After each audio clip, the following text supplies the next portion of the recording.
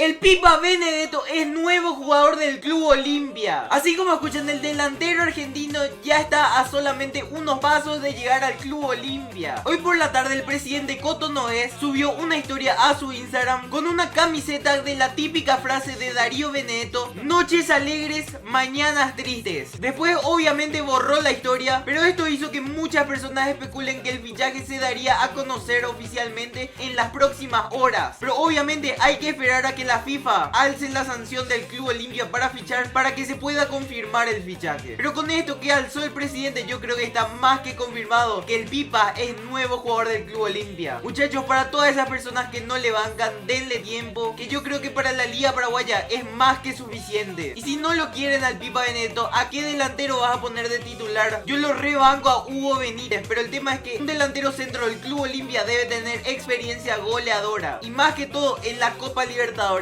Y eso es lo que se buscó con Darío Benedetto. ¿Y ustedes qué opinan sobre este fichaje tan grande del Club Olimpia?